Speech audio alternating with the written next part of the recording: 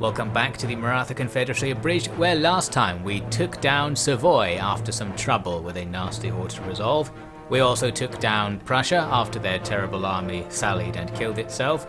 We also took down Portugal with no real battles fought, and we started taking down Genoa by defeating them in a battle, and we've now got them under siege.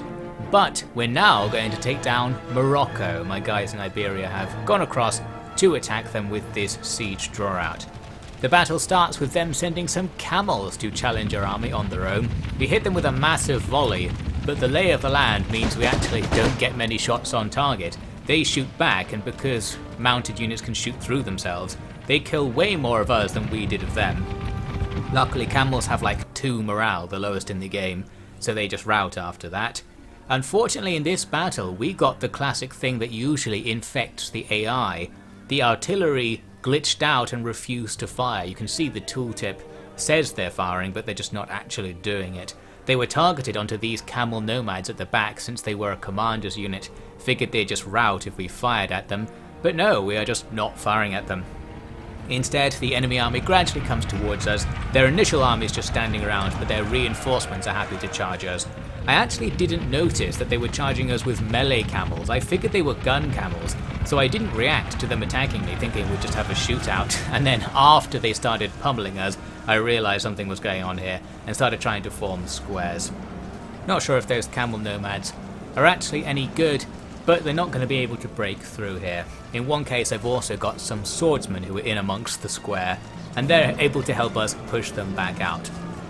While that's going on, my nearby cav are moving out to charge some stuff. The enemy have lots of charge vulnerable units like these Amazons. We'll just slam on in. It's a small light infantry unit. We can easily kill a big portion of them and get them to rout.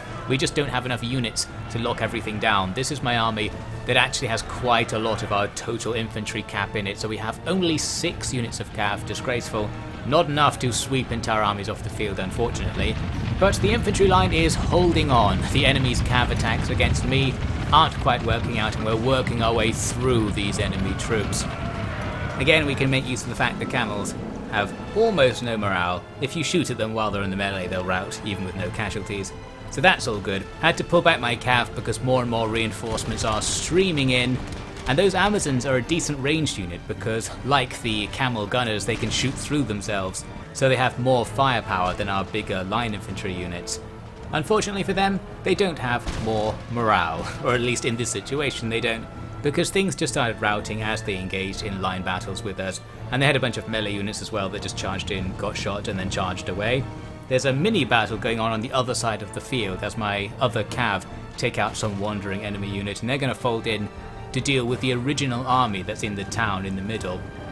Meanwhile, out with the reinforcement battle, things are just swinging in our favour, as all of these mass routs can now be exploited by our cav, who chase all of the guys routing due to the small arms fire off the field and just pick up absolutely bajillions of kills. As for the fight in the centre, looks like I'm not wasting any time. I've just grabbed a whole bunch of our ranged infantry and charged them into melee to try and drive the enemy off the field. We want this done quickly, and the other units are meeting the continuing stream of reinforcements. They're gradually walking into my gun line. This guy doesn't care, can relate. He's just standing there at the front, hand on hip, waiting for this killing to be over. Why won't the enemy just keel over and die of their own accord? This is very stressful. But yes, wave upon wave of infantry and camels run at my little line of guns and then promptly rout, and our cav can go in to finish them off. In the case of this battle, we don't really need to chase down routing units, even though I did, because after this, both of the armies we fought will retreat because they lost the battle, and they're going to retreat far away enough from the settlement that they're not involved if we attack the settlement right now, which of course we will. And then all we need to do is take this battle. Going to take it the safe way, but things are pretty much fine here. And with this, Morocco falls. That deletes the other armies, and that's why it didn't matter that we killed them in the previous battle very much. So now we're in a nice safe position. We are nestled in the corner, a very neat little conquest. And from here, I'm immediately thinking about where we can go next, because the public order is actually quite good in this region. They don't really mind us conquering them. So we probably want to move out and attack the Barbary states who are to our east. We're also hideously rich now, as we just saw with my little look at the financial tab. But yes, there are a few regions to our east that are protectorates of the Ottoman Empire, so going in that direction does mean declaring war on pretty much everything to the east, so maybe we don't want to do that too haphazardly, but that's the idea. Before that though, we've still got business in Europe to attend to. As we move on towards the next turn, I actually had this offer of alliance from the Ottomans, and I feel like I would have taken this if they offered it earlier, but now that I was thinking about declaring war on them, I was like, no, I won't take the alliance because we're probably going to break it at some point. And in the same end turn sequence, we have a new war to look at. It's the Italian states, basically the Papal states, are declaring war on us. I think they only control Rome. They were trying to call in Dagestan, but we're already at war with them, of course. So now we have to watch out for them. That's actually them in those ships at the bottom of the screen there, so they're already trying to do something. Now Genoa are coming at us with these small maneuvers, which we can turn into interception battles, and those interception battles involve the garrison of the town we're besieging. So we see two battles in quick succession, just going to auto-resolve both, and in both we did kill a whole load of the garrison in the town at the same time, meaning the situation for the Genoese is now much worse, and that's probably going to be the end of them. In the next turn I grabbed this deal with Poland-Lithuania for military access because we don't need our stack in Prussia anymore. I've replaced them with a stack of pure trash, so they're going to move down to attack Venice. There's a little look at all the techs we're getting all the time. We are racing ahead technologically. That might come in useful as time goes on. Back to our Genoa siege. There's now pretty much nothing left inside, it's just all the things that weren't allowed to reinforce in those previous fights. So we can take them down. This is handy because there was actually another Genoese army just to our north there, and it gets deleted by the conquest of Genoa itself, so that's another force wiped out. Easy stuff. We'll want to stay here for a bit until our support army comes down from the other side through the old Austrian territory, because we need to get Venice under siege before we can safely move this army towards the Italian states, or the other way around. Basically, we can't move out right now because someone might swoop in and take the territory we just took, unless we can get enough armies together to siege everything down. However, the Italian states navy that we recently saw hanging about near Genoa appears to have left their army here in Iberia of all places, so now we have to deal with that. Luckily our army at Morocco can do it. I could attack them right now, but I decided to wait because next turn I'll have my replenishment finished so we can attack them with a stronger force. In the meantime, I noted we can recruit a few Moroccan units there at Tangier, so we'll probably throw some of those guys out to get some actual infantry. However, as we wait, Mysore show up. Our old enemies from India are back at it again. They invade Morocco, so now we have to deal with that at the same time. Here we go, moving out to get ready to attack Venice. Venice still have this half stack in a fleet in their port. I think they're doing the same thing Portugal did, where they think about a naval invasion but don't do it, so we'll just have to see. And here's the Mysore invasion. Obviously we need to get back to Morocco as soon as possible before they conquer it. So now I'm being punished for not attacking the Italian states already in the previous turn. But we can just do it now, that's the next best thing, and luckily the Italian states army appears to be in bad condition. No idea who they've been fighting, but they're not ready to fight, and we are. To begin, they have a cavalry charge for us. I had my men in square. Annoyingly, they didn't feel like shooting at the cav as they came in. So we just have to eat their charge, because we shot a couple of them at the last possible second. But now we've got the square with a surprise formation, where on the inside of the square, there's a big line of swords. So while the squares get penetrated pretty much right away, the swords will then stop the enemy cav, and we'll deal with them on the inside.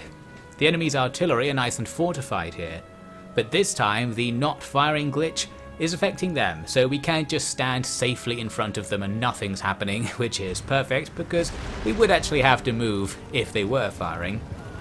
Instead, we can waste some time moving the cav up our right flank to seek out the enemy general, who was not very close to the middle of the army, so he was nice and vulnerable. We go after him in this melee and eventually he does die in this one, and that's going to make the rest of the battle much easier. At this stage I was kind of like unsure what to do, because I've had so many battles where I just charged cav in. The idea of actually advancing with infantry and line battling with the enemy seems strange. I've got this one group on the enemy's right flank shooting at them, and they've already taken out a unit. As for the other units, well, they didn't really go for the line battling strategy.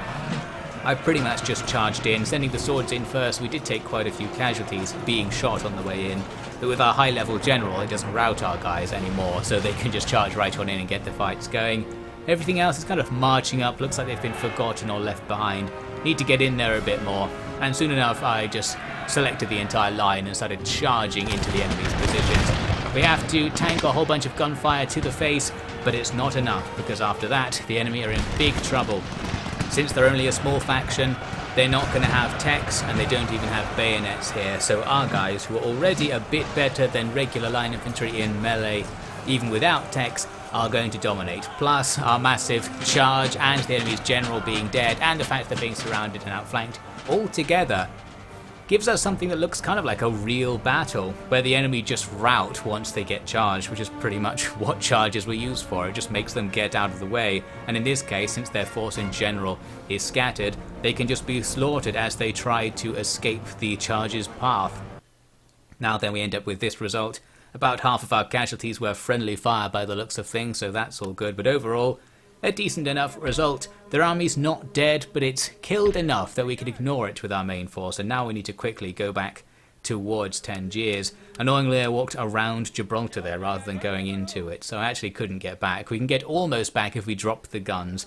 Near enough that if Mysore attacks, we'll be in reinforcement range at least. We can't leave the Italian state's remnants alive though, because they'll go and destroy everything. Luckily, had this little group of cav I'd recruited at Madrid, so they will go out to chase them down. As it turns out, Mysore do not attack us. We actually have an uneventful end turn. At the start of the next turn, here I am for the first time bothering to send something to a trade theatre. Here off the coast of Brazil, well, there's not actually much going on. Other factions don't appear to be trading here very much, possibly because they were, but then their factions got deleted by someone or other recently. So that's good. We can set up a tiny trade route here and get a bit of money off that. But without a real fleet, we can't do anything substantial there right now, but that may change at some point. So yes, Mysore haven't done anything, and that's going to be a mistake. Now we can fully garrison Morocco. We can also go finish off those Italian state survivors. Those cav are going to come around to that little army I'm setting up on the Barbary states' borders. I'm setting up with the possible intention in mind of attacking the Barbary states and going after Mysore to the south at the same time. I'm also now going to start making a few ships. We're going to begin some naval campaigning, just making a couple of the cheap and cheerful ones, thinking maybe I can go lock down some trade nodes for a bit or something. And then at some point we can upgrade our docks, which are mostly all in the lower level forms, and make some good ships. As for our attack on Venice, looks like it's now starting. We come in from the east and lay siege. There's a decent enough garrison, so we don't want to make that attack. I can support myself though, because I noted the Italian states don't have that much at Rome. They probably won't be able to take Genoa, as long as we leave something behind, so I'm going to take half of the army to go support at Venice, and then quickly build up more stuff here. So we've already got half an army, and we can quickly make about another quarter stack over the next turn to have a substantial force there. Here's what I was worried about with the naval action. As long as someone has an actual navy just marauding around, all of these trade nodes we go for will just cause our ships to be taken out immediately. So really, we need to get a battle fleet out to clear the way for all of our trade node occupation fleets. And that's going to take some time and money, but probably will do it at some point just for fun. Now in the next turn, after not much happens, including again no Mysore attack, I decide to start moving out to attack the Italian states. I've recruited a general into that stack at Genoa. We can't attack right now, but I can sit in their territory and see what they think about that, setting up for an attack next turn. At Venice, we're just going to leave them under siege. Wasn't too fussed about getting that over with quickly. But with Mysore, since they haven't done anything for 2 turns now, thought, well, we're going to have to just go kill them, otherwise we'll be standing off here forever, and it would be nice to have this army be freed up for other things. So here it is, a straight up blast from the past, a field battle with our old enemies, 2 Indian factions fighting over Africa. This is some good alternate history. There was a blink and you'll miss it moment right at the start, and I did miss it because I started the recording too late. We fired some artillery in their direction, and we took out their general. I think when the general's on an elephant, they're so much easier to hit that it's actually pretty effective to just shoot the artillery at the elephants and hope you kill the main one. So that's a great start, plus the enemy artillery is positioned on the back side of a hill in this fortified area, which basically means they can't see or do anything. So we are good artillery wise. I started advancing since I am the attacker and the enemy were sitting around quite a bit.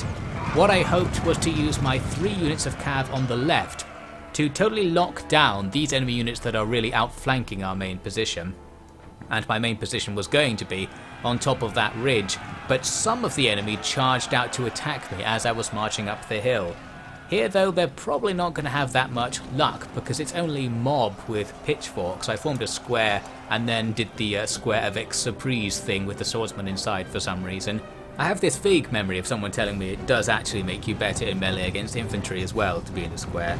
Not sure about that though. On our right, the enemy are charging me and we're going to countercharge them with cav. It's a bit awkward because we didn't charge into each other properly, but we're going to pick up some kills and get some melees going. That will be a mixed bag. This melee in the center will be great for us actually, because while these dervishes have really high attack, we have really high defense, and I learned just before this campaign started that in this game at least high defense beats high attack, plus the enemy have low morale, they don't fight for very long at all.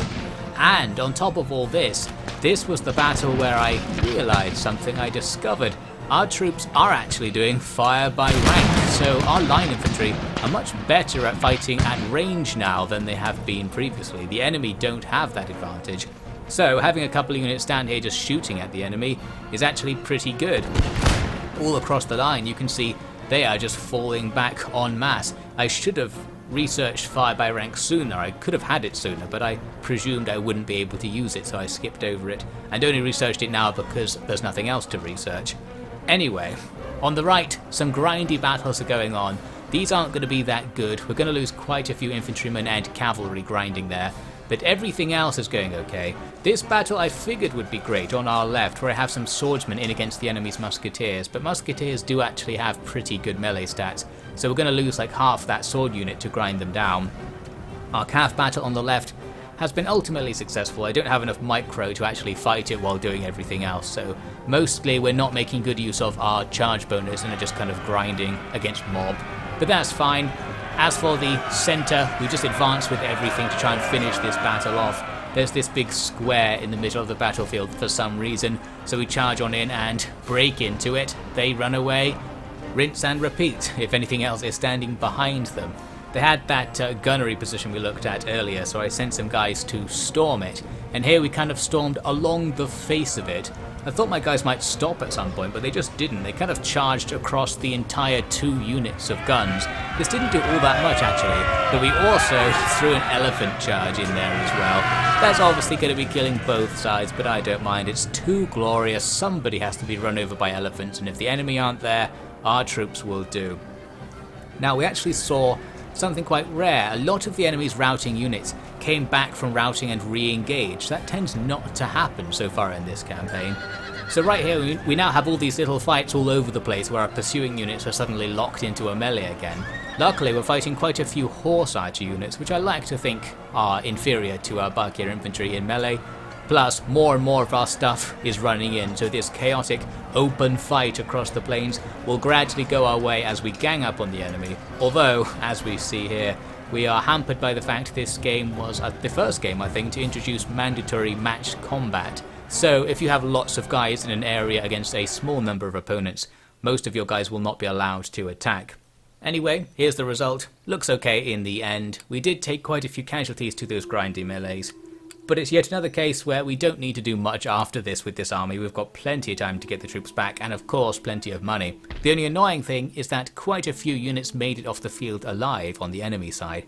So we are now going to have to spend a couple of turns walking after these guys, since they can just withdraw again if we pursue them. Inconvenient. In the end turn sequence, the Italian states annoyingly take one of my ports that I forgot to garrison with infantry. And then we have a decisive battle down here at Venice brewing up. Not quite sure where they came from, but they've got a full stack of troops coming in from the east, and there's the garrison inside plus another army I can't see, that's going to be reinforcing from somewhere. So it's a whole load of stuff, but looking more closely at it, it's also a whole load of militia and conscripts. Some pretty juicy targets. I think our Barkia Lancers are getting ready to lance some of these conscripts up right now. But since I haven't played it yet, that's going to have to be at the start of the next part.